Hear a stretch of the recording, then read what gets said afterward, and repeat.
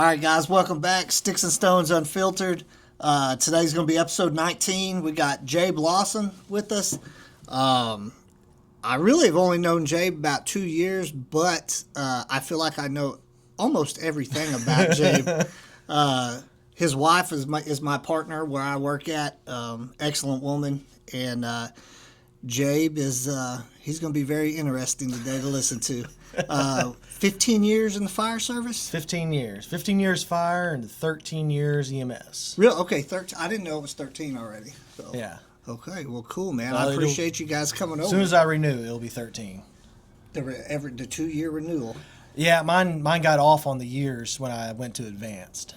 So I was in between years. Did they keep your number the same? Yes. So my state number, yeah. When the state, when I got my intermediate, my dinosaur license, they issued me a new license number, and nobody caught it. I just thought that's what they did when you got your license, but they ended up, my assistant chief at the time was like, hey, you need to contact the state because you have to go back to your original license number, which was fine. But how many digits are in your state license? Mine has 5. 5? Yeah. I'm old enough that mine only has 4. Oh. Yeah. Oh, man. And then you kind of hurt my feelings earlier. You saw my Fire Academy shirt, well, at least it wasn't when I was born. Yeah, I just got out of the Fire Academy a year before you graduated high school. A year after. After? A year after I graduated, I was in college. Where'd you go to school at? Eastern. I was going to Eastern for forestry. Okay. I was actually my whole goal is my best friend and I. We were going to go and get our forestry degrees, and then we were going to become smoke jumpers. Oh yeah, yeah. So was Eddie Woods your? Eddie Woods, dendrology, the study of and classification of trees. Yeah. Oh my gosh, I still have nightmares of that class. Yeah, man, I had them for 2 different classes: silviculture and forestry protection. Hey, I had like an intro to forestry and then dendrology, and forestry was fine. Dendrology, that was rough. I worked hard for that C, and I was happy with it at the end. For your associate's degree, they say D's get degrees. D's get degrees. Yeah. So, his son was actually on the podcast. Maybe like my 3rd or 4th person. He's a firefighter at the base, though. And yeah, and I worked with him at the city department I was on for a while. So, where were you raised? Like, where'd you go to school besides college? Like, Tallahassee. I was born and raised in Tallahassee. I wasn't born there, but I was raised there. So, where is Tallahassee at? About an hour and 10 from McAllister, southeast. We're in the mountain parts of Oklahoma. Yeah, which that is. I was thinking about it today when I was thinking about this interview. You're kind of unique with what you guys are doing over there. Like as far as your fire department, you guys have terrain that a lot of the other departments don't deal with. But we get into that in a little bit. I was thinking earlier. I was like, man, that's pretty neat because they're doing some stuff that's kind of from out west too over there. Yeah, it's a mix. Yeah, for sure. So did you graduate college or did you cut it loose? I cut it loose. My best friend and I, our first year went good. He was a little wild and he ended up going to the Marine Corps. Okay. The best thing could have happened to him. But I didn't fit in over at Eastern. I didn't like to party and stuff. So I did one more semester, and then I went to the oil field.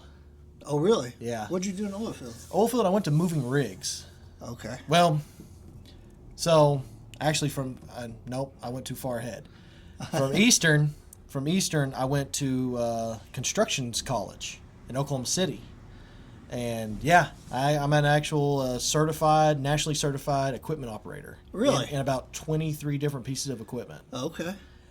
They taught me how to run the equipment, how to shoot grade, how to read grade stakes. And but then I found out after graduating that license means nothing if you don't have years of experience behind it.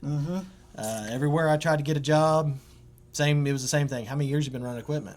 I haven't. None, just at school. Yeah. I even offered one guy, I was like, I'll work for a week for free. Let me just show you that I know how to run a piece of equipment. I know what I'm doing. He's like, no, we're good. Yeah. Golly, what is the guy? He's got a podcast and he's on YouTube. He always ends it with quack bang out. You know who I'm talking about? Oh, I absolutely know who you're talking about. Oh, damn. I cannot remember what his name is, but he is an electrician. Maybe it's like the chubby electrician or something. Yeah. I don't know. Like, no he's disrespect hilarious to anybody, but and I love that channel, listening to what he says. But he was talking about, like, it doesn't matter if you go to, like, some of these trade schools. If you actually have to have a journeyman's license, like, you're still going to have to be an apprentice, like, somewhere. So I found that interesting. But, yeah, I didn't know you ran equipment. Have you run any since? Oh, yeah. Yeah, I ran a dozer. My family's ranch, they bought a dozer, and I cleared a bunch of land on their ranch. I did a few private jobs with that dozer. Now I've got about 11 years experience on a dozer and a track hoe. Right. And have my CDLs. So from that, I went to the oil field. Okay. And I started moving rigs. Here in Oklahoma, or? Yeah. Southeast. I still lived in Tallahassee. Okay. And worked for Hodge and Trucking. I don't believe they exist anymore. Right. But like a lot of oil field, when I ran, I was just a swamper for them. Throwing chains, rigging for cranes. That was another part of that. Was they had the heavy equipment school was a crane school, and I didn't. I passed my practical, but I didn't pass my written. The load chart got me. I ran out of time and it was a time test. Right. And I ran out of time figuring my load charts. So the last 10 questions were blank. Yeah. So now that load chart's probably all on the iPad. Oh yeah. With like everything now. Which was all the answers were there in front of you. All the crane test. What the hard part about it is time. You run out of time because all the information's in front of you. You don't have to really remember anything. You look at the scenario they gave you and what the crane is set at, and you just go into your chart and be like, okay, I can do this, and then answer. So all the information's in front of you, but you got to be able to do all that in like 30 seconds and then move on. And me, I'm like, I'm still reading the question. Right. Yeah. I'm almost to the period. Yeah, it's like. So I knew how to do that. So they put me as a crane rigger, which that was a lot of fun. Right. Moving rigs I never actually worked on one, but I moved. I lost count of how many I've moved, and they're like big erector sets. They were quite a lot of fun to move. Yeah. How long did you do that for? A couple years. Yeah. I did that a couple years, and then kind of hit a glass ceiling with the company. I had my CDL. I wanted to move up. The company man that was over that yard, he flat up told me, he's like, I'm not going to make you a driver. And I was like, oh, okay, well, I don't want to keep throwing chains. So right. I ended up getting a job running a dozer for Booth Environmental. We were building pads, clearing right-of-ways for a pipeline. I would probably still be working there had the job not dried up. So when I was working there, that was one of the best jobs I ever had. I was paid from when I left my house to when I got back to my house. Company truck, heat and cooled dozer, on a big D6, brand new. Well, I think people don't cabbed heavy equipment versus not cabbed, just the stuff that's got the roll protection. It's night and day. Oh yeah, that job. I'd get on my dozer with my big drink and some snacks, and I just push dirt around till it was lunchtime. Right. I'd lose track, listen to the radio. Hell yeah. That was awesome, and I was one of the newest operators, and I had that job for almost a year. And it was gravy train with biscuit wheels. It was great. And then my supervisor, old guy, just no nonsense, smoked He drank black coffee and smoked Marlboros, and it was all business. Yeah. We didn't do good mornings or anything. He just told you what we're doing today. Yeah. Are you ready to go to work? Yeah, we're going to work. It was all business. And so got called into the yard, which usually meant I could be getting sent somewhere else. They maybe had me do something in the yard that day. As soon as I pulled up, he asked me, Jabe, how you doing today? And I was like, Yeah. This ain't a good one. I looked down and I said, bad now. He's like, what do you mean? I was like, I've been here for almost a year. You've never asked me how I'm doing. I'm getting laid off, aren't I? He said, yeah, you are. I was like, he said, but you're not the only one. I have 12 more operators we're cutting loose today. Yeah. And that was just the operators. Then he had a whole labor crew. It's like 30 guys that were getting laid off. It was when the oil field kind of went flop. And then when the big flop happened, and there was no jobs, right? And feast or famine. Yeah, and unless you're willing to travel, if you're willing to go, the ones he kept. So Booth kept his his old dogs. It's like, okay, we're gonna limp this along, but I got to figure out something. He ended up getting contracts, I think, in South Dakota. Oh, yeah. And he ended up moving his entire, you drive by there, it was his entire yard emptied. Bought a yard up there, sent everything, and his guys were on 2-week rotations. 2 weeks on, 1 week off. And they were on 2-week rotations. Yeah. And the ones he had left, he's like, you got a job, but it's up there. Yeah, if you want to keep your job, you got to travel. And that's it. He said, I got a place for you to stay, and I've got transportation. You're going there to work, and there's per diem for food. Everything's taken care of if you want to stay. But that was after me. That's the oil field really is. It's feast or famine. I mean, it is, especially when you're new into it. I got to be laid off, and I got to watch a lot of guys get laid off too. But then what was crazy is you might get hired back the next week for another company working the exact same place. It was contracts crazy. come in and go. Yeah. That was my first time I'd ever been laid off, and it was nothing I did. He even told me, he's like, I wish I could keep you. Yeah. But I hated that feeling. Boy, that was rough. And once you get that feeling, you don't ever want it. Well, people like me don't ever want that feeling again. You know what I mean? There's definitely some people out there, I think they're looking for the layoff. I ended up going, I started drawing unemployment. And my unemployment was like $5 an hour above minimum wage. Oh, shit. So I was like, my unemployment was better than most people were making on regular jobs. I did that for 6 months and was banging my head against the wall. I couldn't find a job. Yeah. And that's when I first got my taste in anything emergency. I took a job as a dispatcher for Tallahena, night dispatcher. And that was my first time ever being with anything like that. How long did you do that for? Ooh, not very long. It didn't pay good, and it was okay. That is what dispatcher pay is never great. And at Tallahena at the time, I was the nighttime dispatcher, I was the jailer, I was the custodian. Yep. I didn't have to deal with administration, but I had a bunch of other stuff I had to do during the night. Right. So, do they have a jail there now? Yeah, they still have a jail. I think they only have one dispatcher left. I think there's talk they may be going over to just straight 911. Yeah. But I'm not for sure. Do they keep people at the jail there? Sometimes, if they have a dispatcher, someone that is there, they can hold them over.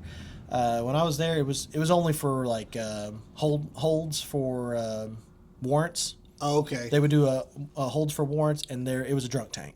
Oh, I got you. So you'd go in there for the drunk tank for 8 to 10, and then we'd cut you loose. Right. Yeah, there's a lot of hassle with running a jail. Yeah. But we didn't use it very often. Usually it was this. I mean, I jailed the same person more than anyone else. Oh yeah. It was just public drunk. He was he was a great guy. He'd just get drunk and pass out in the ditch, and it's the same way with EMS because you're gonna have the repeat callers. Oh yeah. You know what I mean? Like you can, you could set your watch by some of them. You're like, okay, it's Thursday night, 8 p.m. Martha's about to be calling here in a minute. A lot of them end of the month. It's the last week of the month. Someone's out of their pain meds. Yeah, I gotta go. So where did you transition to from then there from dispatch? From there, I got onto the volunteer fire department while I was still working there. Okay. Did they hit you up, or you were just it interested you? And Trying to think. My ex-father-in-law, he first mentioned it to me. Cause he was he was an unassociated first responder with the county, and he mentioned it to me. And then my uncle, like twice removed, or cousin. No, he was cousin. Someone in the family. He wasn't uncle. He was cousin. He was like a third cousin. He was where we were related, but not closely related. Right. They were just, yeah. He was actually he just retired from being a fire chief for Tallahassee. Okay. And I went and talked to him, and he told me, he's like, everyone's kind of got to make up their own mind on it, but he told me he thought it'd be a good idea if I tried it out. And so I tried it, and been doing it since. What was it that hooked you?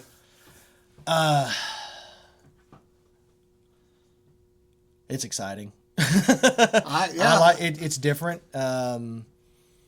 My brain, with attention deficit, I have bad ADHD, and so when it comes to fires, EMS, kind of the more crazier it gets, the better I work. And I'm able to. I can't multitask, to save my life in a classroom, trying to read a book. But you give me a scene with 3 hurt people, cars need to be cut open, and I can multitask and set goal. I got it covered. Yeah. I know a bunch of firefighters and police officers that in the classroom setting, hell. I mean, horrible. But on scene when it's actually... if you ran the numbers, there's probably more emergency workers on the spectrum than we actually think. Yeah. I would believe it for sure. Especially in the EMS side. Oh, yeah. As bad as that sounds, I would say and I'll probably get slaughtered for this online, but I would definitely say there's more EMS that are on the spectrum than anywhere else. As far as emergency services. Well, to be able to dealing with it and dealing with the chaos in and out. Some people can't deal with chaos and the unknown. They need that, structured 9 to 5. I know exactly what I'm going to do. It'd drive me crazy. Yeah. It's one of the reasons why I love dirt work so much. I got, at the end of while you're doing it, you're seeing watching it roll over. Yeah, you're watching your accomplishments. Yep. And at the end of the day, you're like, I moved all that over there. Yep. I made that pond. I built that berm. Exactly. Yeah.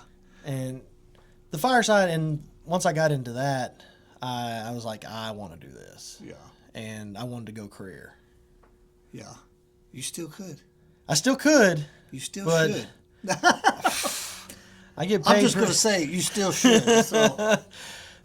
So, when I was with them, I ended up, that's when Dad was needing help on the ranch running the dozer. The guy he had running his dozer was an old man, couldn't do it anymore, had bad feeling in his hands. It was an old open cab Komatsu. Oh, It was a great dozer. But workhorse. Well, the best motor I've ever seen on a piece of equipment. That thing would always start. Always. Other things broke on it, but that motor always would start. And anyway, he was going to retire from all that stuff. He was done. He was like, I don't know, 130 years old. Yeah. He was an old man. Right. So I started running the dozer for Dad. Left the police department. Got a pay raise doing that. Yeah. Went back to equipment operator pay, and went back to school to get my EMT, because found out that if you want to go career fire, you're going to be an EMT. If they hire you without it, then you're going to be getting it in your first year. Yeah. So everyone I talked to about it said, if you go ahead and have it and have experience, it looks much better. Where'd you go to get your EMT? KTC in Poto. In Poto? Yeah. KTC and Poto pushes out tons of first responders. They do. Tons of first responders. And then isn't POTO, the EMS program there is actually, don't they run it through the whole system from POTO? They can, yeah, like from the bottom up. I mean, like, isn't the head of the EMS at KTC stationed out of there? POTO? Yeah. Cause their administration, I think, is in Wolverton. But yeah, the POTO is where they're the director of the program. Yeah, she's there. That's what I meant.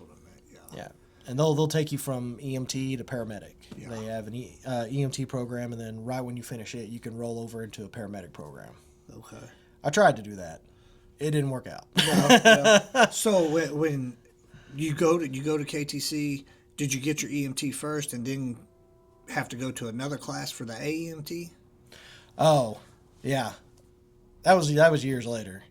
I went EMT, rolled over straight, and they didn't have an advanced EMT program.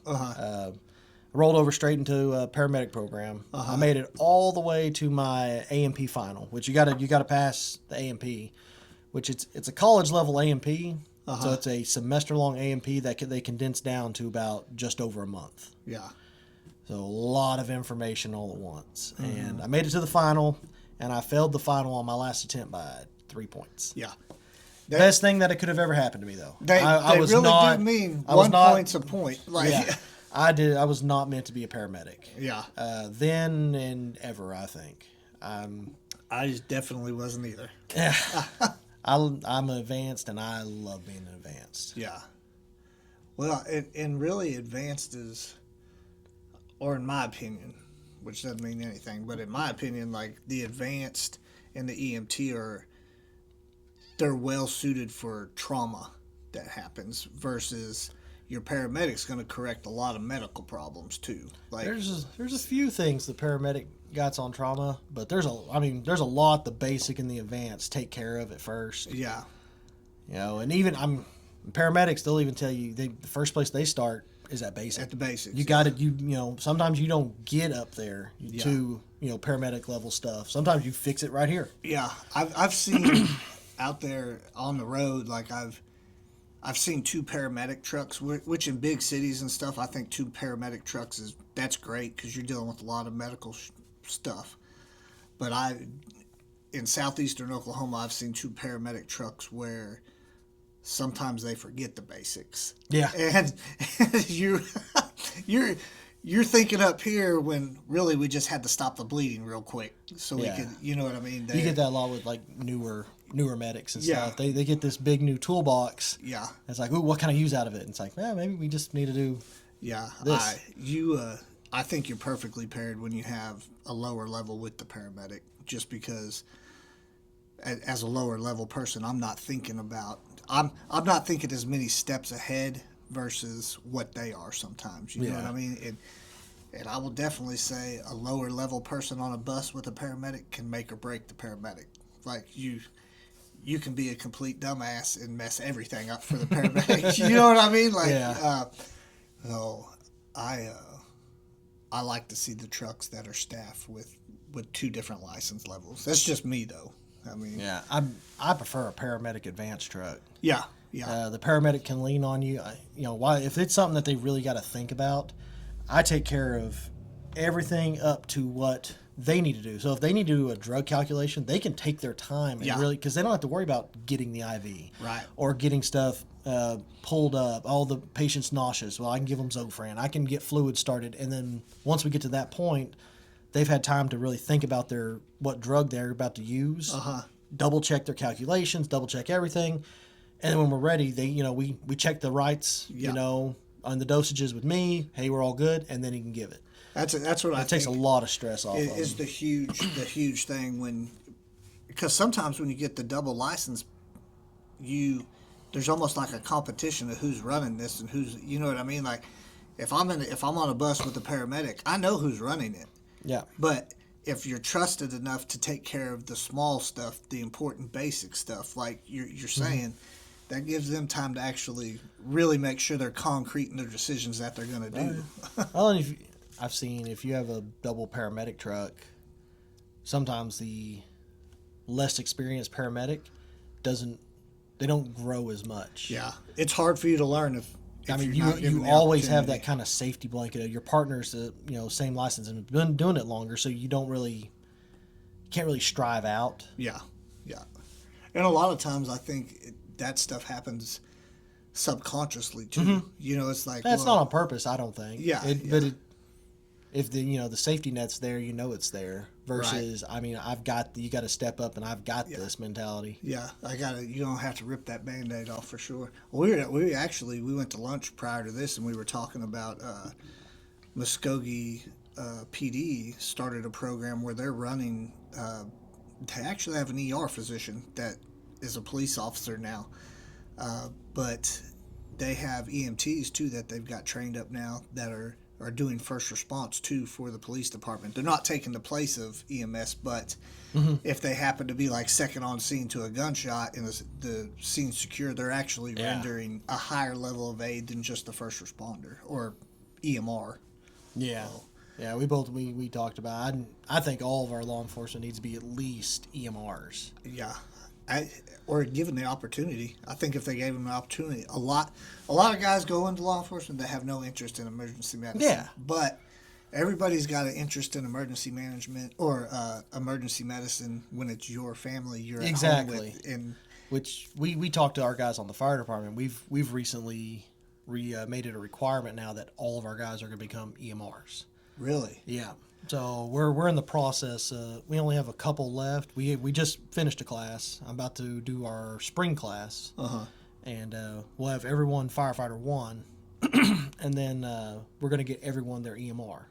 right? Which that's in the process. I'm right now in training. I'm getting my EMS instructor license so that we can host that Okay, in house, and which we have guys. They're like, I don't want to run EMS calls. I'm like, hey, that's cool.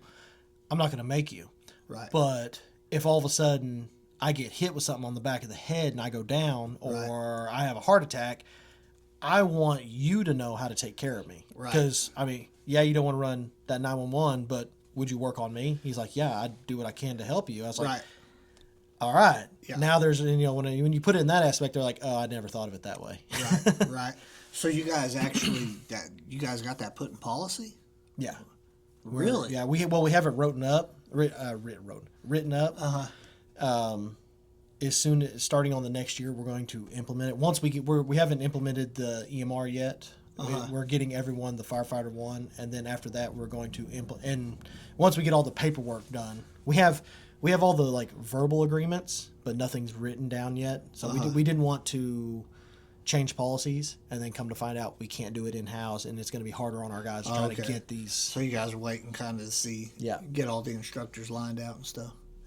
Oh, the department you're on then, is it paid or volunteer?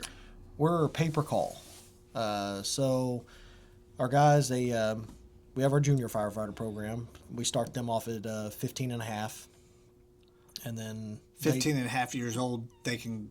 They join our junior firefighter program, and with that they do all the training. We train them to a firefighter 1. We get them their EMR. We'll sponsor them for EMT, and we get them completely ready. Now during that time, every time they have progress reports, they have to bring us their progress reports because we make sure they have good grades. They help us with, Oh, really? From school? From That's school. awesome. Yeah, because we tell them, like, hey, if you're joining us, you represent us. Right. So if you're having trouble in school, we'll get you help. Yeah. We're not the sharpest tools in the bunch, but we all have wives that are pretty smart. Right. I know the feeling. So we'll find you help, and we'll get we'll help you out in school, and we make sure they do good in school. They help us on fundraisers, training. They can go to fires, but they have to stay in the cold zone. So the 3 levels of zone, hot, yellow, cold, they have to stay cold zone, green zone with the truck, the hoses. They can't be on a nozzle fighting fire because we're not going to put them. They're not on liability insurance. Right. So they stay out there, and then they help us put the trucks back together, help rack hose, which everybody wants to be a fireman until it's time to do the what real firemen end up doing, which is racking hose and training, sweeping stations. My career in the fire service, I was lucky, and It sounds bad to say lucky, but we did have an arsonist for a little while. He was burning stuff up. He would light a vacant house and then he'd light a dumpster. So we got quite that year and a half. We got a bunch of structure fires, and then besides that, we were just the normal fire load for a small city. So I had quite a few fires, but I spent more time cleaning toilets in my years in the fire service than I did fighting fire. Racking hose, cleaning hose, training. Yeah, people, when I want to be a firefighter, they're thinking putting the wet stuff on the red stuff. 10%, and they're forgetting about all that other stuff that you're gonna have to do. We've had a bunch of guys come through, and that we'll tell them right at the beginning. I was like, "What do you think we do?" And they'll say it. I'm like, "Yeah, you're way off." We do a lot of community service. We do a lot of standbys. We do, lots of training, lots of cleaning. Yeah. Re-rack hose. Well, okay, so you're saying lots of training, and in the time I've known you, I know you've been to a bunch of training. I've seen a bunch online, and where do you see your guys' training level versus maybe some other small departments? Like, do you guys think you train more? Do you think you train less? More. How come you say that? We used to be a lot less. We've gotten a group of guys now that want to do better. And they've seen now. They see other departments that don't have the training. Like we got most of them trained up, and then we have other neighboring departments and some other places that they've gone to and helped with, and it's like they you don't know what you don't know. Right. You don't know what you don't know. I tell you right now, ignorance is not a defense in court. Mm-hmm. There are fire chiefs and captains and people out there, firefighters that have gone to jail and prison, and because they'll say, "Well, I didn't know." Well, you should have known. Yeah. You were in a position of command. Why didn't you know? Yeah. It's I think a lot of places too, and I'm not talking trash on them, but a lot of places I think they use the verbiage of volunteer as a means for not having to have the training, or not necessarily, "Hey man, I'm just a volunteer." Yeah. And I'm like, no, it's not just. I mean, you're going out there to go to the same emergencies that I went to as a paid guy. Mm-hmm. You know what I mean? So I did want to give you kudos on the training for your department, because I've seen what you guys have done, and it does seem to me like you guys train quite a bit. Yeah, we every month at least on the minimum, our meeting night. Most of their people's meeting nights, they get together, drink some coffee, and they just talk about what's going on. Our actual meeting lasts about 20 minutes, 15 minutes. Yeah. We quickly talk about business, what's coming up, okay, everything, close the meeting. Okay, the next 3.5, 4 hours, we're doing training. Yeah. And that's minimum. Once a month for 4 hours, we do training, minimum. Well, usually there's more weekends involved. That's exactly what I was going to say. You guys didn't you put on training for local departments too? Yeah. This last class we did was 90% our guys, because we were getting everybody, and even some of our old guys. They've had the training, but this time we made it actually official and did the documentation to get their firefighter ones in house. Right. So all the way through the live burn. Good. And so they did their live burn and everything, and then we had two guys from our neighboring department, and now that I have this spring one coming up, we'll probably have a few more other departments in there.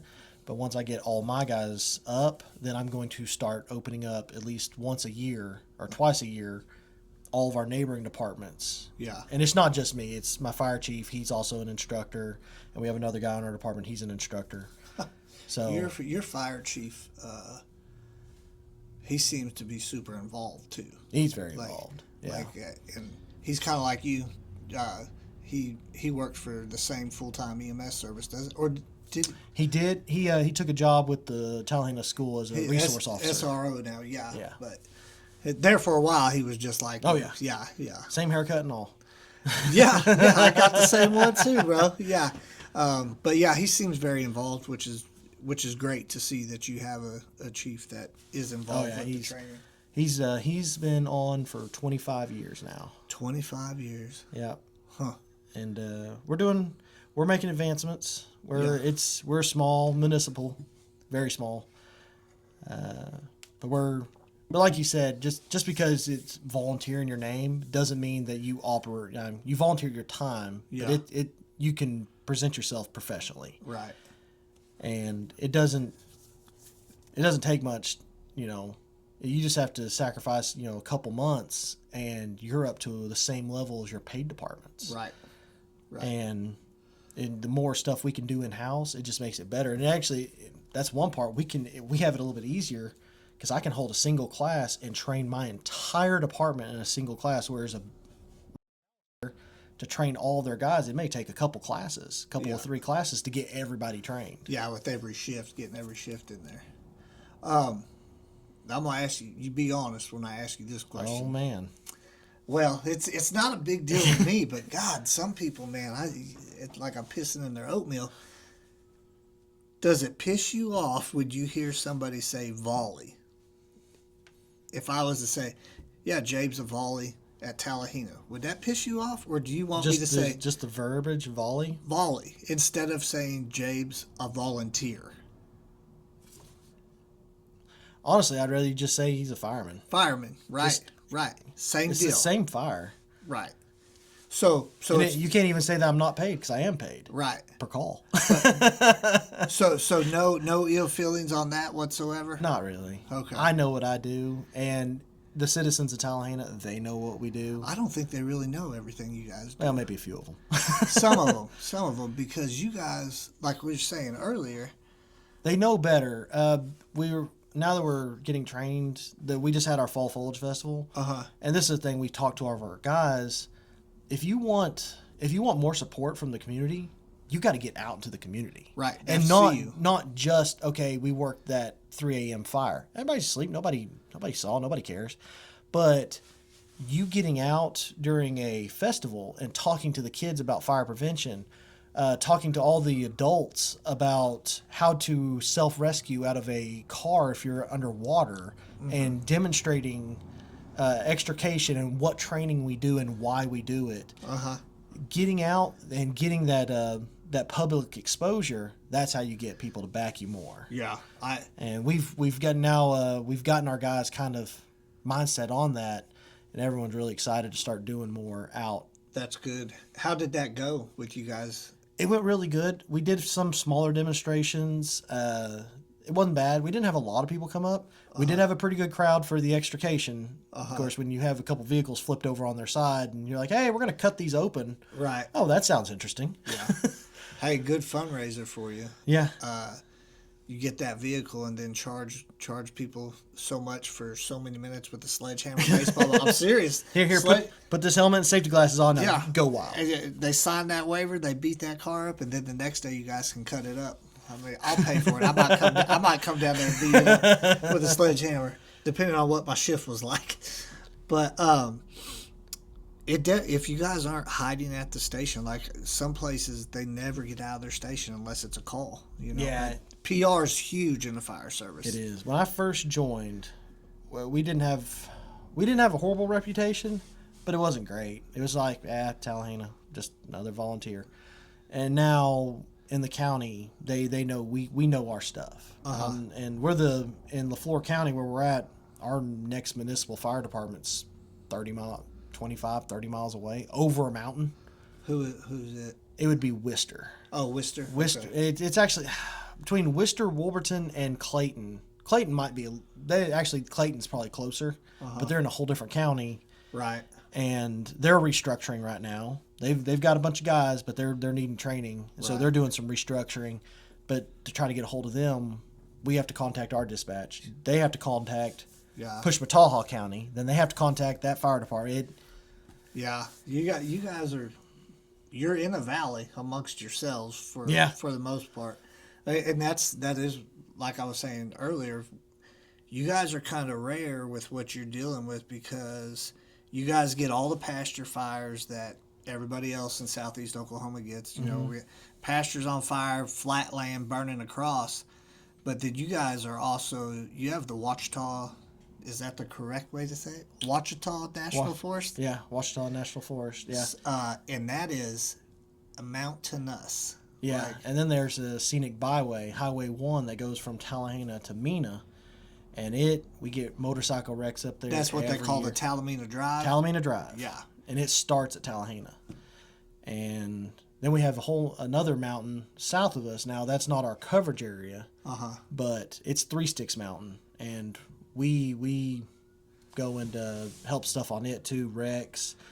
Like I said, we're the only municipal fire department in the valley, so we have a little bit more resources than our other departments. So they call us a lot of times for and I know if they manpower. get someone out on the trail. Oh goodness! Every year. Yeah. Every year. This you work for a full-time county EMS service. Yes. You guys are rare in Tallahassee because the fire department works so close with the EMS service. Yeah. It seems like to me, like if the EMS service needs help, it seems like the fire department's a phone call away. The place I work at down there, like, we don't really do 911s unless it's a mutual aid. I mean, I'm on 3 in 2 years. But every time I've been there, the fire department has actually been there too. Yeah. So that's kind of rare how quick you guys are what's your average response time there? For fire? Or for anything, like... EMS, we average out of the station in 1 minute. And then fire, we average first truck out at 6 minutes. That's quick. That's quick. That's quick. Usually, I think the average for most of our departments around us is 10 to 15. I mean, I think that's typical for... That's that's kind of your volunteer average, 10 to 15 minutes to get a truck out. Yeah, and usually you're coming from home. And usually that's one truck, one person.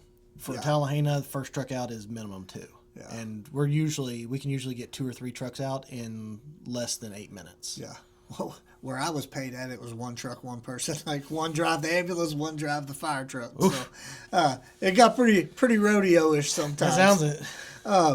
So you guys, I know, have responded to downed hikers. Like, anything else you guys are doing in the National Forest? I mean, obviously you're fighting fire there. We do. We work real close. So on the professional side, we all get firefighter 1, but we also work very closely with state forestry, and all of our guys get all of their forestry certifications too.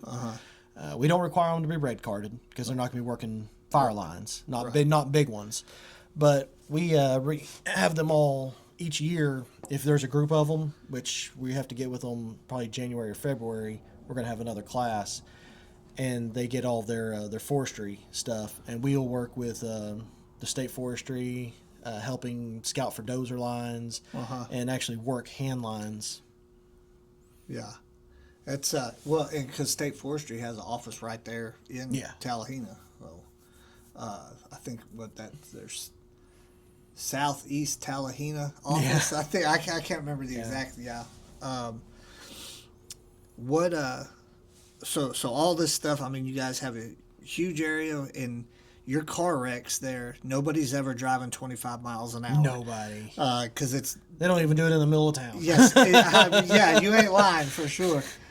So you guys have a lot of horrible wrecks. I mean, very bad mountainous wrecks. Roads with switchbacks. How often are they just completely off the road, like down? Bad. A lot of times. It's either they're never just like right there. Either it's a horrific head-on and they're in the middle of the road, or it's a horrific rollover and they're out in the bushes. Right. In fact, one of the we just not recently, but when we finally were able to get the funds and we got Jackson struts for our extrication. Yeah. And we got them. We were like, we've been needing these for a while. We did a training on them. 1 week after we got the training, we had a horrible rollover accident. Drunk guy ejected, and it threw him into the woods. Well, then the truck came over on top of him. Ugh. So he was bent over like a scorpion with the truck on top of him, and the only thing keeping it from crushing him was the trees that it mowed over. But he was in a space about that wide. Obviously broke his back, I think, in 4 or 5 places. airway compromised. He was still breathing. He was still talking, but he was desatting. And the only way we got him off of him was we used our Jackson struts and jacked the vehicle up and got him out. Yeah, yeah. So. Yeah, I guarantee I've thought of many a times, because where I'm at, we're constantly on the highway. Yeah. And we're always doing at least the speed limit. And if you leave the highway... At least the speed limit. And if I always think in my mind, if you were to leave the highway, you would go a long ways before you actually stopped. Yeah. So. There's some of those spots up on Highway 1. It's a sheer drop.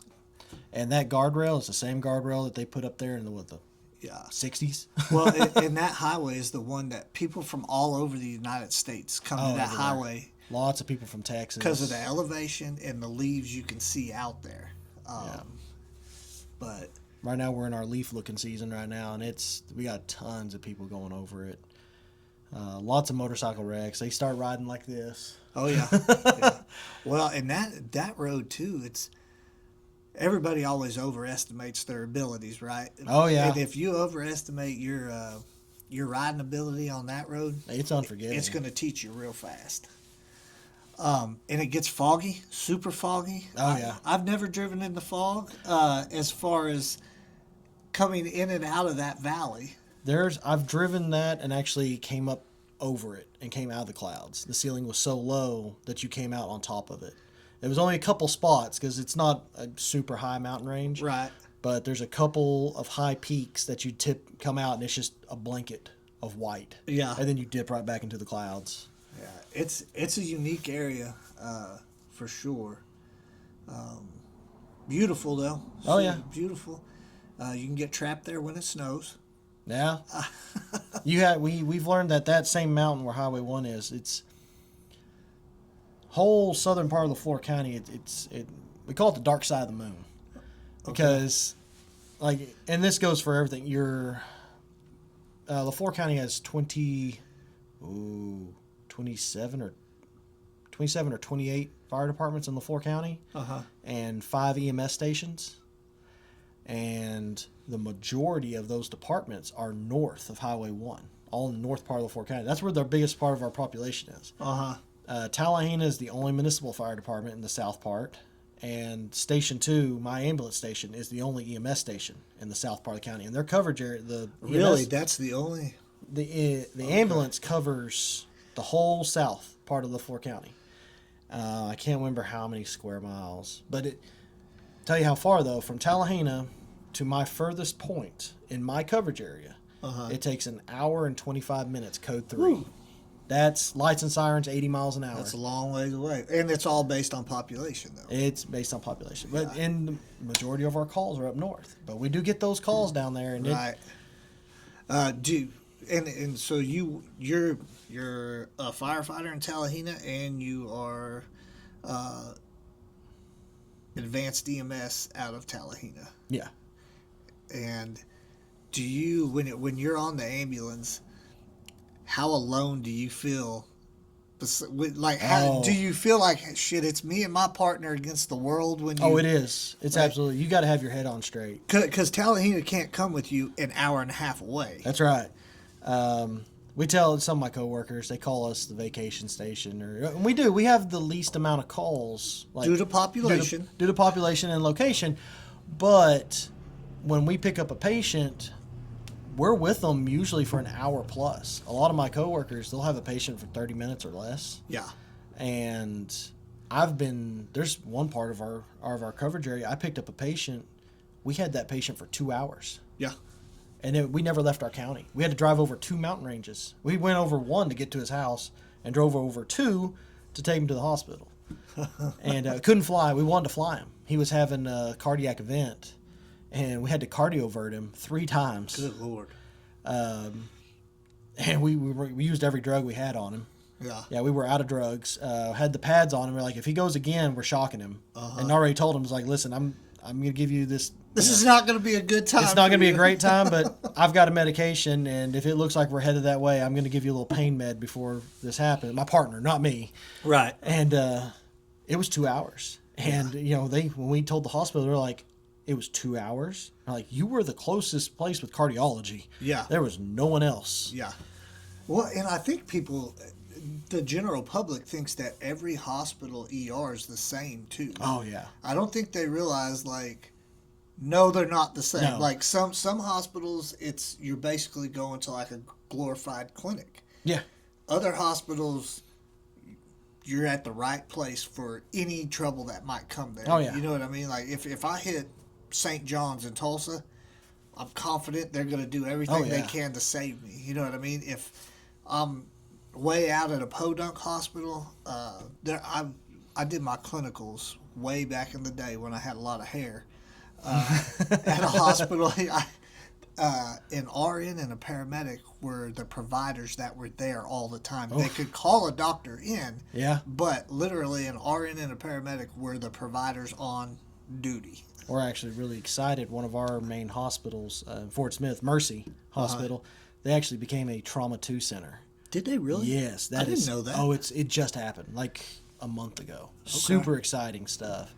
And they got a pediatric unit there too. Yeah. Like they can't take major. If it's they can take single system pediatric now. If it's multi-system, they still ship them out. Yeah. Because they don't have the pediatric ICU.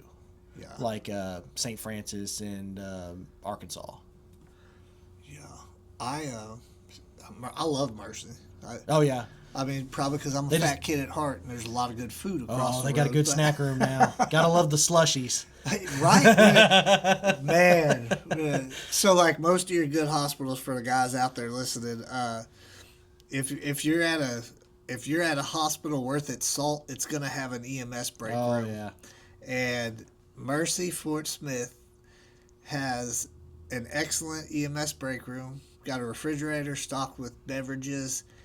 And a actual Slurpee. No, what is it called? Icy machine. Icy machine. 3 flavors. Even. 3 flavors: Coca-Cola, berry, and cherry. Oh yeah. Got cherry Coke Icy. You can't go wrong. And they have free Nutty Bars there. I mean, I'm just saying, like, If the hospital's worth its salt, it has an excellent break room. Take care of your EMS people. Yeah. Who is the one in Tulsa? St. John's has a good break room. Supposedly St. Francis does, but I've never been in it. I think you gotta go to the secret passcode to get in there. Well, it's a door in their ambulance bay, and I forget because it looks just like a maintenance door. It doesn't have like a neon sign, you know. It's like a speakeasy break room. It is, and you go over there, and it's like all the other doors on the outside. It has like a little punch code, and if you do the punch code, then you get into the little secret EMS room. Yeah. But you got to know which door. You know, there's six doors out there. It's like, it's that one. Next time I'm up there, I'm gonna have to go visit. I forget the code. I'll just start knocking on doors, I guess. But okay, so middle of nowhere, you guys are pretty much, what'd you say, the dark side of the moon? Dark side of the moon. And Tallahassee, we've been called to wrecks 3 departments over, big bad ones. There's a highway there. And there's a section of the highway we call it the cheese grater. It's almost a hairpin turn every year. They should really put a sign up with a kill count of how many semis wreck there each year. Is that the one with the huge concrete wall? Yes. I drove it the other night. It's horrific every year. And they have rumple strips. They have light up signs. They have signs that say semis, stop and rest your brakes. I'm not joking. It's 10 miles an hour around this curve. They have everything except somebody out there with a sign that says slow down. Right. And every year, semis go over that. And it is a almost vertical drop on the other side of that concrete barrier. Yeah. When they upgraded it to the taller concrete barriers, they stopped rolling over it. Now, we still get them. If they hit it at a high enough speed, they're going over. Right. Some of the worst wrecks I've ever worked were there. Yeah. And Tallahassee has been called there because we have a lot of our other departments have rescue tools, but they don't have quite the extensive training that Tallahassee does. And we're the only ones with jacks and struts and rams. Right. A lot of our other departments, they have. How long does it take y'all to get there from Tallahassee? About 25 minutes. Jeez. Well, that platinum tin's gone. golden hour's gone. Oh man, you just showed your age with the golden hour. Oh yeah, bro. They didn't even talk about that when I was in EMT school. The golden hour. Did they talk about the platinum 10? Nope. Really? See, the platinum 10 is still out there. It's still talked about. Only not in EMS. Your platinum 10 applies to the rescue. So I'm supposed to have within 10 minutes of EMS's arrival, which if you're 25 minutes away, should be easy for me to get the patient out if I've got all my rescue tools. Yeah. But I should be able to give you full reign of that patient within 10 minutes of you being on scene. Yeah. We've learned some hard lessons at Tallahassee on rescue. Yeah. And what you need. And it's not all just cutters and spreaders. We found out you need sawzalls, you need struts, you need something. We have a regular You never know toolkit. when something's going to break. Yeah, or you get that patient that gets a firewall wrapped around, collapsed on their leg. Well, no, how do we get that out? Right. Yeah. We had that department I was at. We had a guy get tangled up at Big V Feeds. His leg got wrapped around a horizontal auger. Oh. And we were about to use the spreaders, and they broke. Like, they just started hydraulic fluid going everywhere. And luckily, the emergency manager is on a neighboring city's department. And he was like, hey, do you want me? I was like, hell yeah, go get it. And he was, I don't know if he, teleported over there or what happened, but, he was immediately back with them, and we were able to use his set of spreaders. But, yeah, I remember ours. They just broke smooth as could be, and we ended up getting the guy out. And when I say wrapped around, I mean his leg was completely wrapped around at one time, and his foot came out of a hole about the size of the microphone. Wow. With a work boot on it. But I see him around town, still to this day. Me and him have been out to eat a couple times. Yeah, he can walk. That's wild. He shouldn't have been able to, but he did. But so talking about something like that, we started a new deal with Sticks and Stones Unfiltered with You Ain't Gonna Believe This. Do you have any stories like that? I kind of got two on that. Two stories, yeah. Let's hear them. So, the first one happened early in my EMS career, early in my fire career. I was still my license on my EMT certificate was still pretty wet. Right. You touch it too hard, it comes off on your thumb. Yeah, and in fact, I wasn't even full time yet, so it was within my first couple years. And so I'm just now starting to kind of, that first couple of years, you're starting to kind of, or first year, you're getting it. It was my first year. Yeah. I was part-time for two different services. I was part-time for LeFlore County, and I was part-time for Southeast in Wilburton. And at the time, Southeast EMS... I worked in Wilburton, too. Did you? Yeah. Yeah. Not Southeast, the old Wadleys. Oh, before Southeast. Yeah. Yeah. Yeah. And at the time, they did a Wilburton fire. He wasn't the fire chief. I think he was a captain at the time for them. David Nix was their training officer. Well, this is before Tallahassee had any kind of certification. So David came over and did a structure firefighter class and taught all of us, whole department. Did David Nix not have the best mullet known to man? Just that pepper gray coming back. I loved his fire coat too. That old long coat that he would wear. Yeah. That was the coolest thing. It reminded me of Backdraft every time I saw it, and I was just like, "You're okay. You're too cool." Yeah, yeah. But he taught all that. The only person that had any training was our chief. He was a firefighter one and a paramedic, but he wasn't an instructor. He wasn't really interested in teaching. He only had another couple of years to go, and he was going to be done.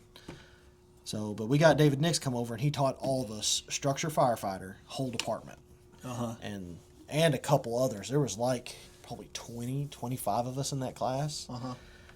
So we got to get to know him. Well, he's like, "Hey, we're doing this firework display. Anybody want to come over? We're gonna shoot off some big professional fireworks. We do it every year out the lake." Okay. And, yeah. At Robert's Cave. Yeah, Robert's Cave. Yeah. And I was like, yeah. So half dozen of us go out there, and we bring our families. We hang out. We're like, okay, yeah. We get an idea of what we're going to be doing, And across the lake, they set up.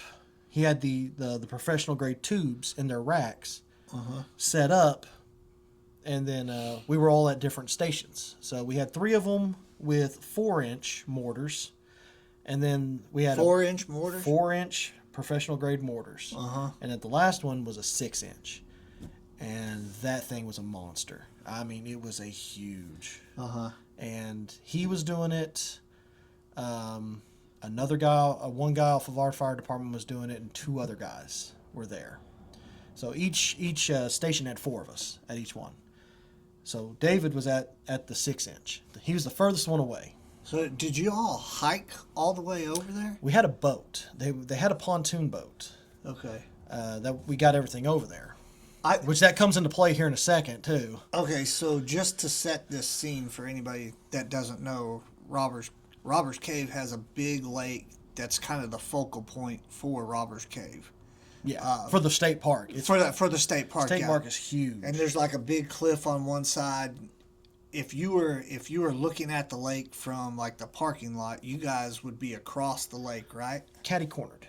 So the way they have it, so the lake is kind of elongated with those cliffs on the side. We were set up just on the other side of the dam at the far end. And they set up the tubes to where they're angled about 10 degrees out, so that everything we shot was shot over the lake. So if anything failed, it went into the water. I got you. So any kind of missed shot, if it came too low, it was over the water. Right. And so where you guys are at, you're not driving a golf cart there. There's like you actually have to use a hiking trail. Yes. Or if the water's low, maybe go over the dam. Yeah, or a boat. Okay. There's not even an access road anywhere near over there. Okay. I'm really familiar with it because I think the mortar tubes are still over there now. I'm almost positive because it's in the you have the big cliff area, and then there's where they got to be mortar tubes that are over there now. They may still be over there. I don't know. I haven't been over there.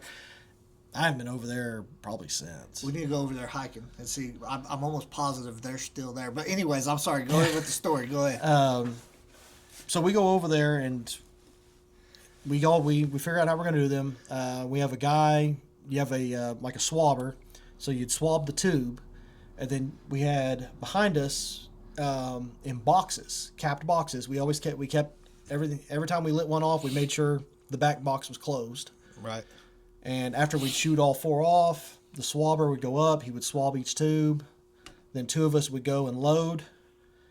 And then you had the lighter. And the guy that was lighting, he had a road flare on a long stick. And you'd go down and you'd light each one. And we'd all back off and they'd all launch. And then we'd do it again. And basically we had a radio and it was like, okay, start shooting. And at that point they'd start music. It wasn't timed to anything. It was just music was playing while we were just shooting off a bunch of fireworks. And he said, just shoot until you run out. And he said, we had a siren button on our deal. And when we get down, he said, when you get down to the last 4, set your siren deal off. And then we'd wait, and there'd be a pause, and then we were all going to load, and then someone would say go, and we'd light everything off for the finale. For a finale. We never got to that point. We were shooting them off. Everything was great.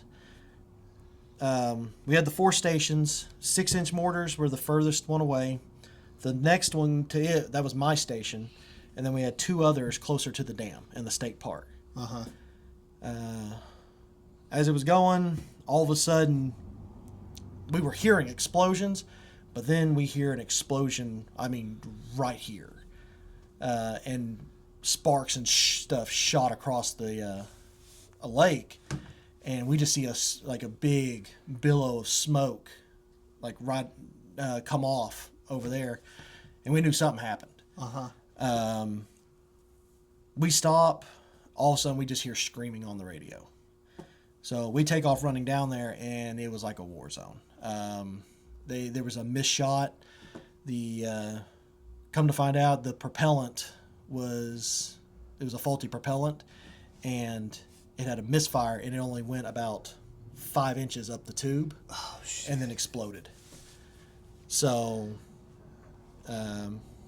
So you have a 6-inch mortar round Right. go off ground level with our guys right there.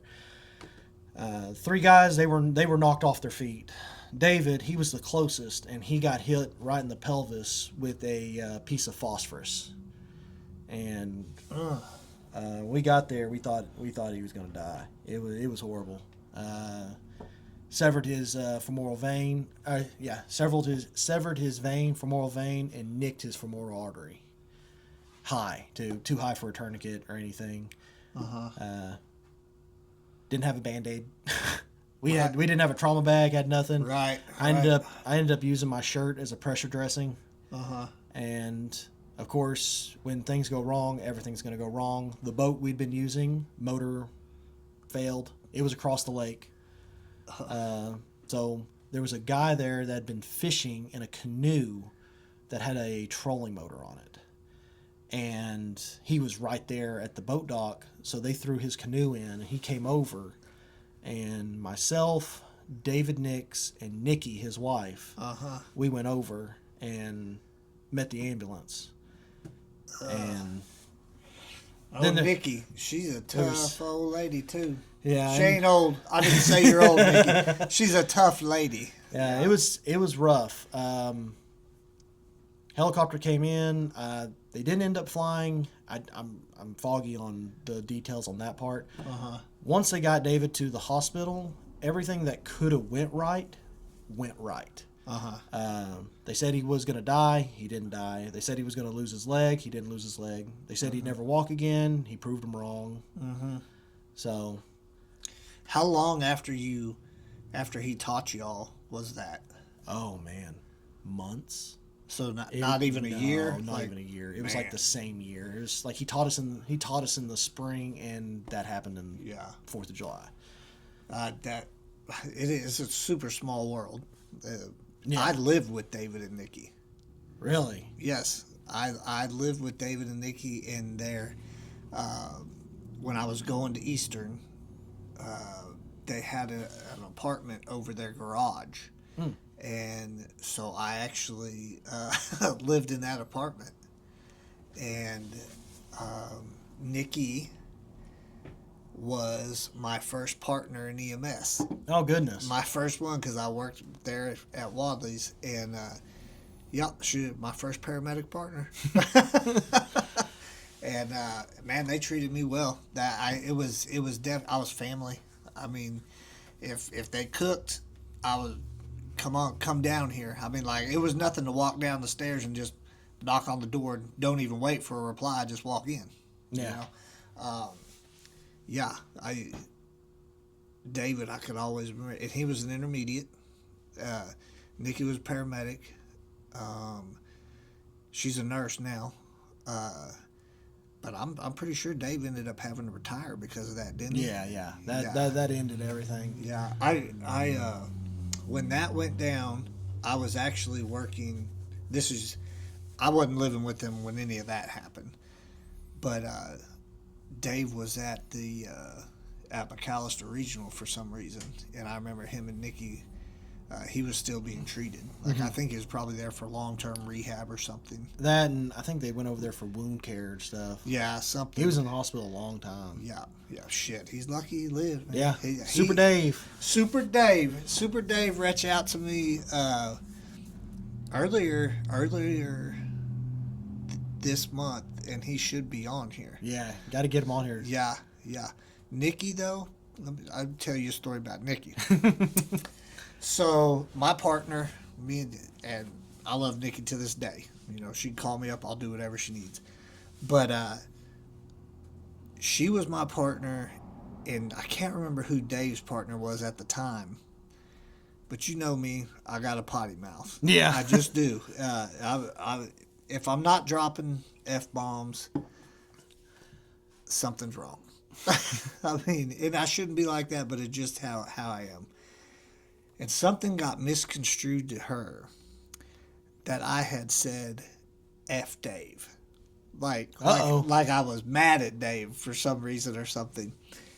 And I can remember she called me downstairs to the house. Or from the apartment. She was like, "We need to talk." And I was like, "Oh God!" Like, What did I? "Oh God, what happened?" And she was like, "Did you say F Dave?" And I was like, "Huh?" Like, and there was more to it. We're condensing the story, and I was like, "No, Nikki, like, I love Dave. Dave's always done me right." She's like, "Well, I just want you to know, David's my husband, and if it's F Dave, then it's F me." And I was like, "No, that ain't." I was like, "Nikki, that's not how it is." And anyway, She's like, letting you know though. she was how letting it me gonna know, be. like, "Hey, let me tell you where the street's paved at, and if you want to get on it, go ahead." But yeah, we got it smoothed over rather quickly, and yeah. But I'll always remember her little talk with me, because I was like, "Damn, Nikki, like, I have She's not scared to tell you how she feels. Yeah, hell no, and she ain't never been. Yeah, I miss those two. I used to see them quite a bit, but anyways, okay. So first story, Yeah. Dave almost dies. Dave almost dies. Small world. I didn't know you were there for that incident. Yeah. That's crazy. We were I was either first. I think I was the first one there out of my group. We all took off running. I can't. Either I was first or I was second. But yeah, it was a war zone that hell. When I saw him, the only thing I could think of was like, my shirt. That's all I got. Man, EMS was different times back then too. Yeah. Like, well, they'd been doing it for a long time. We Right. didn't have a trauma bag with us, and right. hindsight 2020. I had heard and the story I just- about the boat breaking down.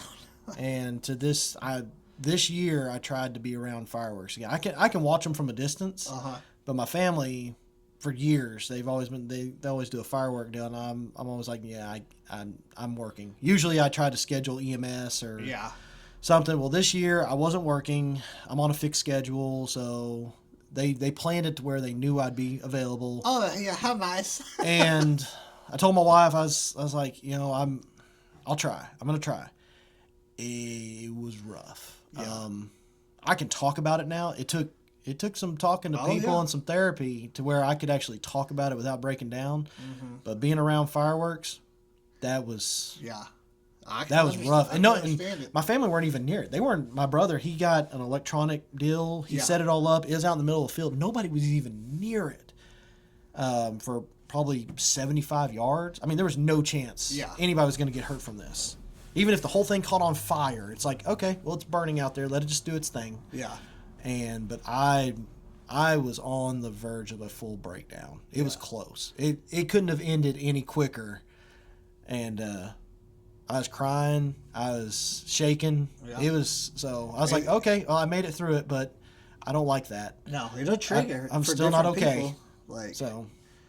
And it probably affected you because you were brand new to the whole deal. Yeah. Well, how long had you been in EMS at that point? Oh, less than a year. Yeah. Firefighting for 2. And it's always different if you know the person. And I knew Dave personally. He trained us, and seeing him like that, I thought he was going to die. Right. We all thought he was going to. Everybody thought he was going to die. Well, he wasn't in the clear for a long time. No, I remember getting that phone call from my aunt, and she was like, several days. Yeah. Even the surgeon were like, this is bad. Yeah. And he got lucky once he was unlucky. Yeah. Sure. Okay. That was that. Yeah, that was that. Man, I really can't believe like they sell fireworks to the public. I mean, it's kind of like Tannerite. I cannot believe I can go to Atwoods and buy Tannerite. But hey, whatever. It's America. America. We're good, And I'm not trying to deprive anybody of their rights for fireworks or Tannerite or just put them together. I don't care. Use caution. Yes. You are responsible for your own safety. Yeah. If you mess up, you're going to get to see us, and you don't want to see me at work. No. Away from work anytime. Okay, so story number 2. Then you said you had another one. We had an individual at Tallahassee that was very much on the wrong side of the law. And so, leaving the story right there, I'll tell you how my morning went that day. And then we'll come back to that. Okay. So my morning that day, I was part time. This is when I was. This is actually right after I tried to go out for a paid fire department. Got all the way up to given a hiring date fitted for uniforms, had a start date in 2 weeks. I'd put in my notice for my EMS job because I was hired. I was told, this is your start date. Right. 2 weeks to go from my start date, I get a call from the fire chief for that department, and they said, yeah, we changed our minds. We're going with the next candidate. Click. That was it. Whose nephew was that guy? Yeah. I don't know. Yeah. I don't. I kind of think it was a 2-point deal. One, I wasn't at their quite at their physical standard. I was getting there by my start. I was on track, and by my start date, I was going to be able to meet physical requirements. I was close. I was like 96%. Right.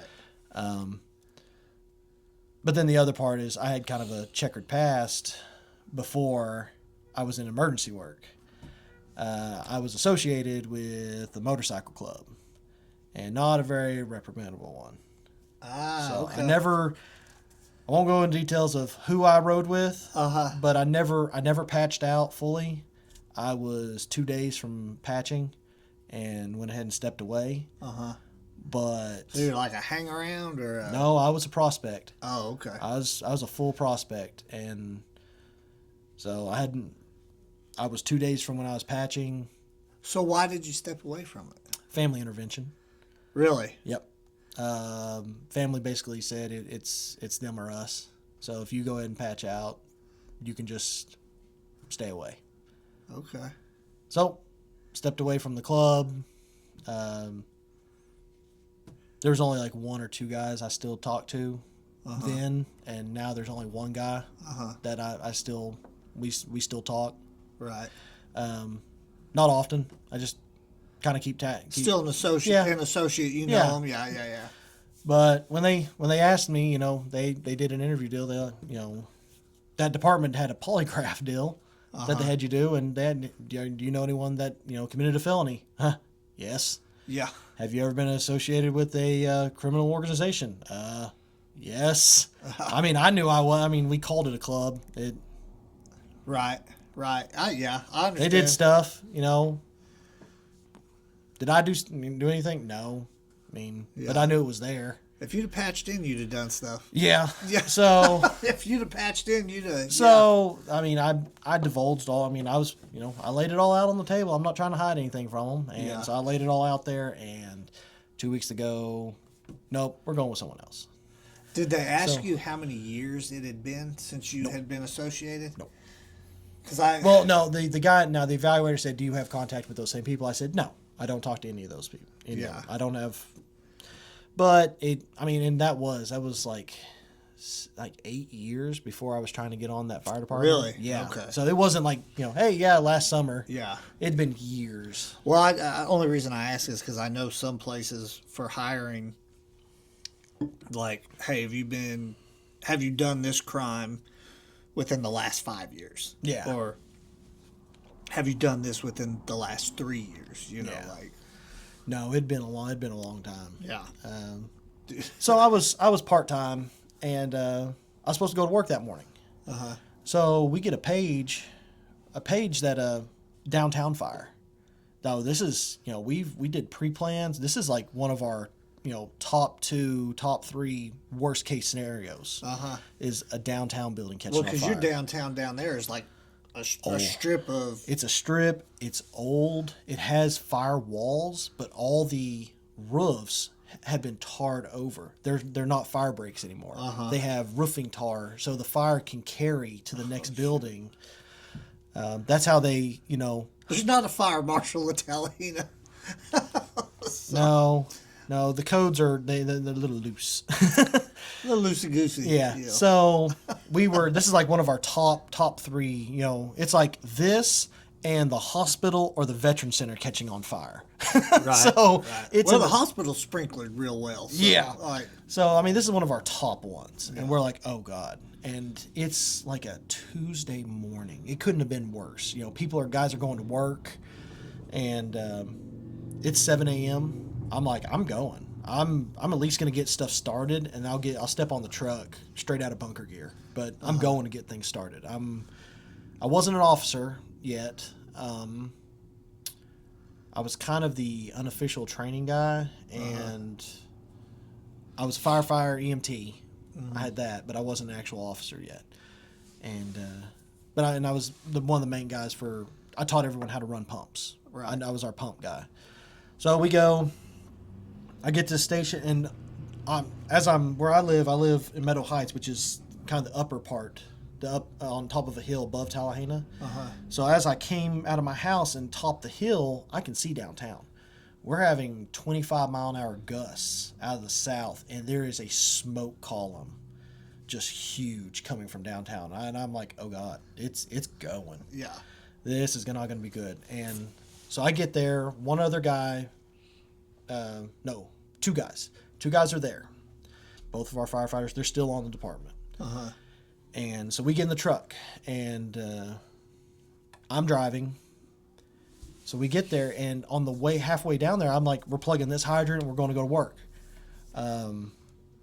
Brian, our chief, he radios. He said, plug this hydrant and stage.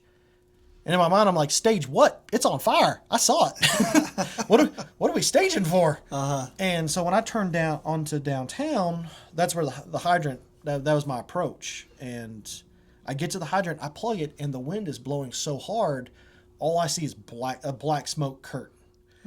And the building that was on fire was it wasn't the front downtown building, but it was the one right behind it.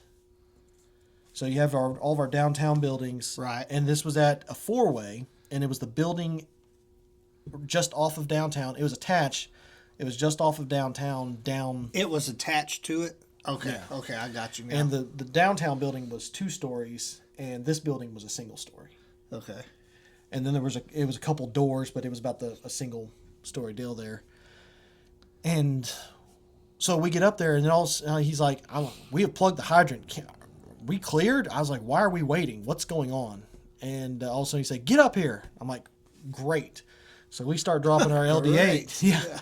I still don't know what's going on. So we start dropping our LDH. I hit the smoke, and I told my guys, I'm going to come out of the smoke. I'm going to turn and put us caddy with the fire, and we'll deploy down the road towards it, because our other truck went around the other way. As I come through the smoke, all I see is 30 TAC team officers and a Bearcat right in front of me. Like, this is OHP's TAC team, right? This is OHP's Bearcat. I remember when this happened, yeah. And my eyes get the size of saucers. I'm like, what? And they're pointing their guns at the fire. I was like... Now you're understanding why you were told to stage at the hydrant. Yeah. What's going on? Right. I was like, and why are we pointing guns at a fire? Because I have fire hoses. I don't have a gun. Why are we scared of the fire shooting at us? Right. So, to go back, there was a guy in Tallahassee who had problems with the law. Well, ATF handed down a warrant to our police chief for a firearms violation to be served. Well, and definitely in his wisdom said, this guy has made multiple threats. He is not going back to jail. He's believed to be extremely violent. So he reached out to OHP, said, hey, do y'all mind helping us serve this warrant? And they said no. And he said, high suspect, high profile warrant that, illegal firearms, and he's made threats that he, if to be arrested again, he's going to become violent. So they sent down their Bearcat and their TAC team. ATF sent down a monitor station. And so when they went to issue the warrant, when they opened the door, he opened up with an Uzi. And nobody was hit. The only guy that actually took... They caught rounds in their vests and their firearms. One guy, I believe, caught a piece of shrapnel off of his firearm. But all the officers were fine. They returned fire. They back out. As soon as they back out, building caught on fire. He was suspected to have booby traps and fuel and all sorts of stuff in there, and that's what caught on fire. Well, they're not sure exactly what caught on fire, but the building caught on fire. Yeah, it's So it's always weird how the barricaded suspects. A lot of times their stuff catches on fire. Yeah. Oops. Yeah, he had propane cylinders. He suspected he had a bunch of fuel in there. And Yeah. Anyway, so it catches on fire. And the way Tallahassee downtown is set, this building is on the south side of downtown with a southern gust of 25 miles an hour. Mm-hmm. So fire loves oxygen.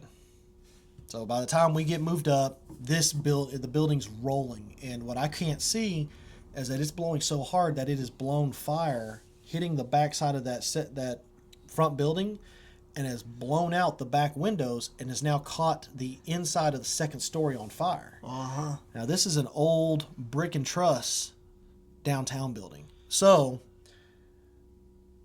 for the little building construction is it has wooden trusses across the top that the brick walls are attached to, and those trusses are on fire. We don't know that. So much smoke, the fire's blowing up there. And so we grab our hose team, both my guys, there's three of us. So I put both of them on attack lines, 1 3/4 inch. So at this point, are they saying, hey, we ain't worried about this guy shooting? No. No. So, because he was suspected to have escape tunnels to other buildings. Okay. And so they were drawn down in case he popped out of one of these other buildings. Right. Because he had shot at them. And so my guys pull their lines. We get them deployed. I get them charged. I got both my guys in front of me, and I look at the TAC officer. I'm like, are we good to move up? And he said, yeah, I got you covered. And I still don't, it's like, got me covered from what? I still don't know what's going on. I'm like, okay, it's on fire. And if the fire shoots at me, shoot the fire, I guess. Yeah. So I don't know what to do with these hands. Yeah, so I was like, okay. So I was like, push forward. So both my guys, I got a hold of both of their hoses to help both of them, and so we deploy both of our 1 3/4. I can't, because I still think it's only to this one structure. I'm like, okay, if we can do it quick, if we knock it down hard, maybe we can stop it right here. Right. So we start moving forward, and we get across the road. We're probably 15 feet from that brick wall, that front building, maybe 20, and we're moving up on it. Car's starting to catch on fire in front of us. I told them we're going to hit that and knock it down, and then we're going to go after the building, and we'll get back to this car when we can. As we're approaching, I hear a loud pop, and they're spraying water. I look up, and the whole side of that brick building's coming out on top of us. That pop was the top of those trusses had let go. It wasn't a pop. I guess it was more of a bang.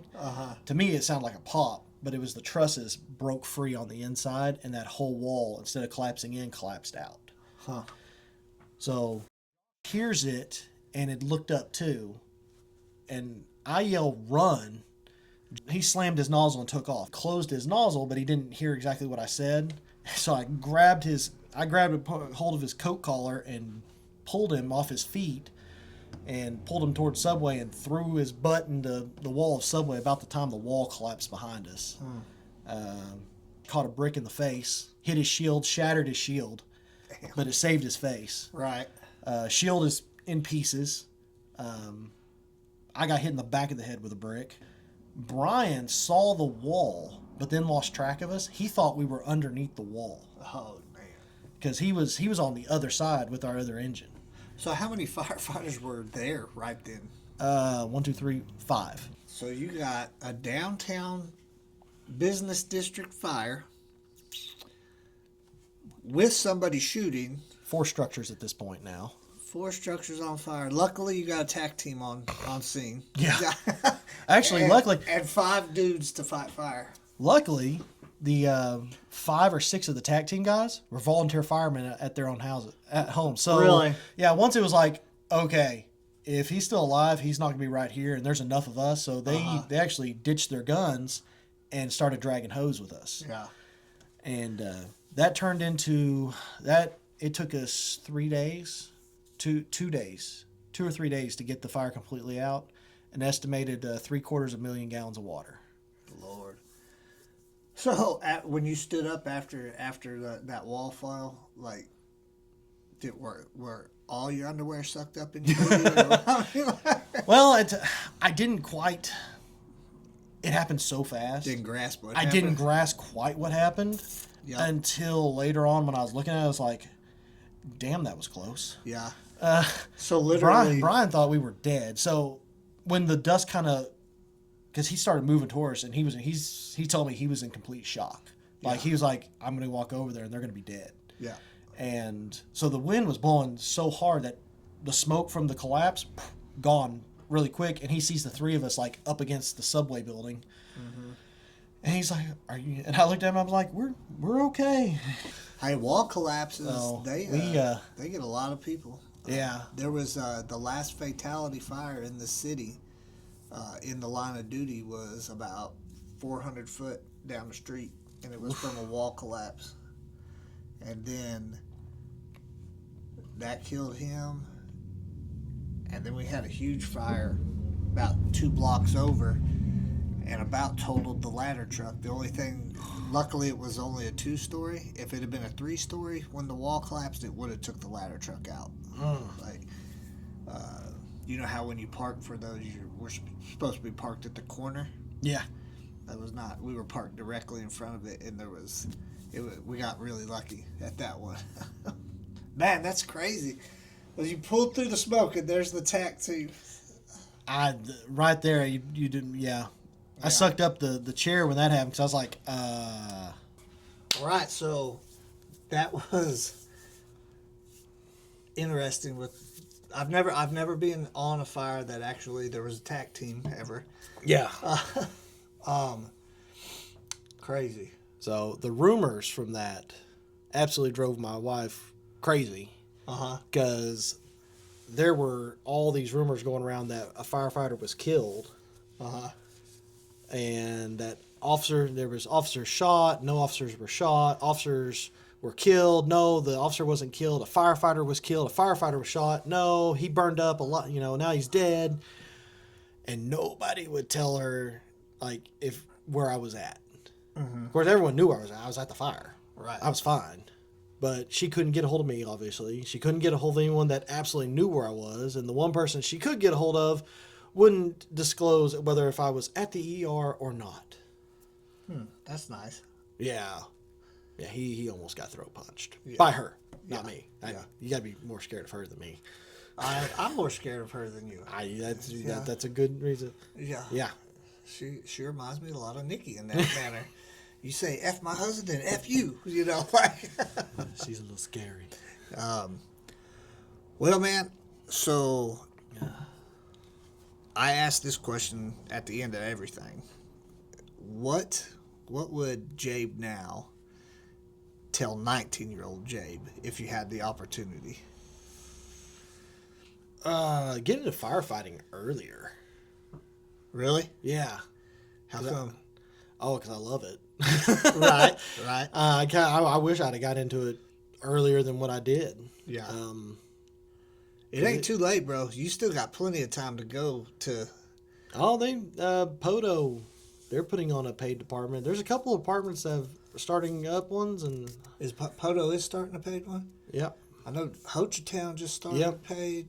So Poto, Hochatown, Eufaula, Shakota.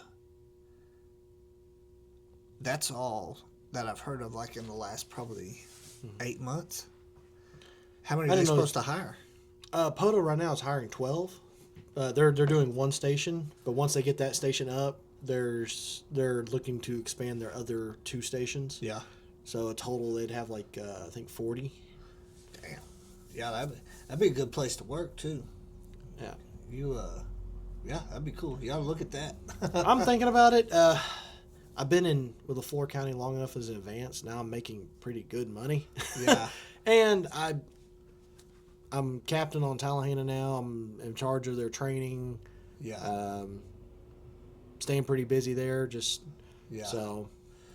I'll tell you this, since we established I'm super old compared to you. Yeah, all of like 6 years. Yeah.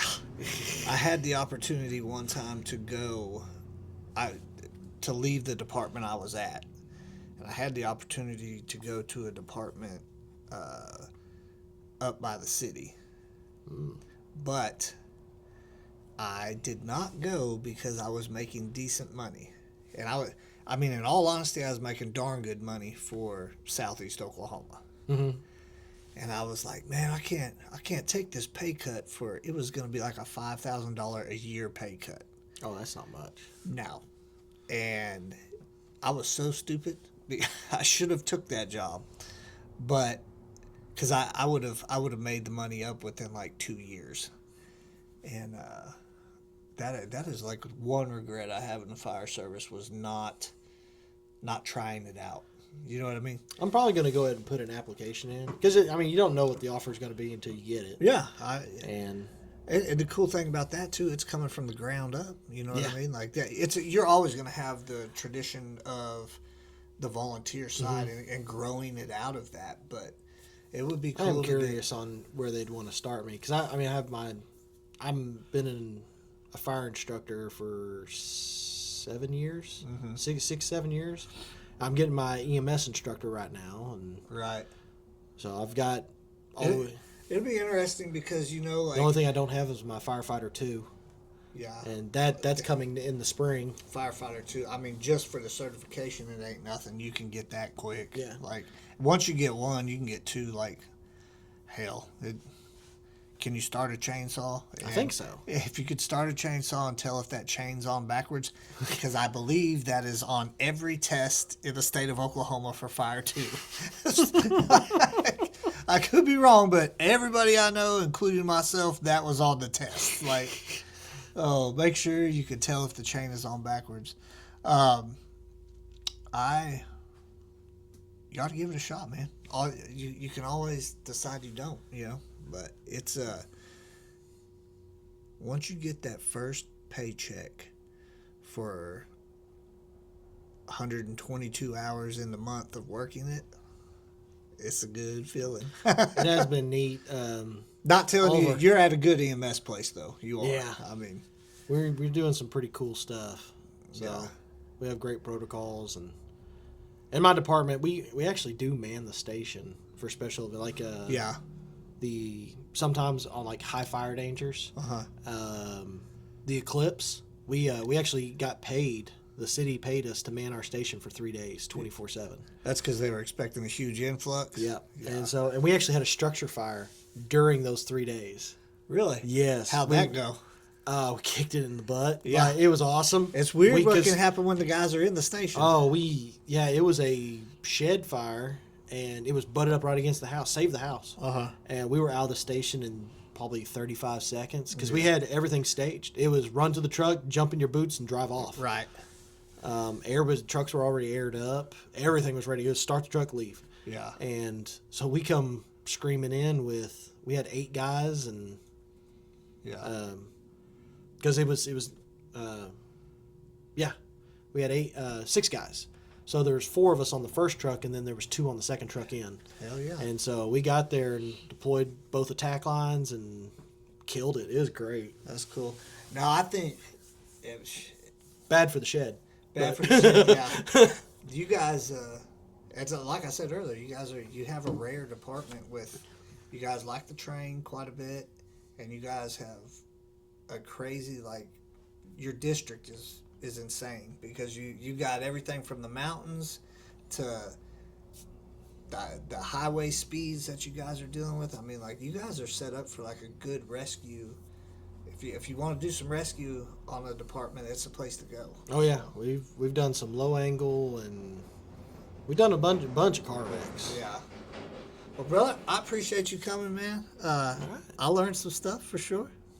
We'll get you back on. You'll leave here and you'll say you forgot to say this or whatever. I guarantee it. But man, I appreciate you coming on. Thank you, guys. Appreciate you guys. If you guys want to see anything else, Sticks and Stones Unfiltered, let us know. Comment, subscribe. Thank you.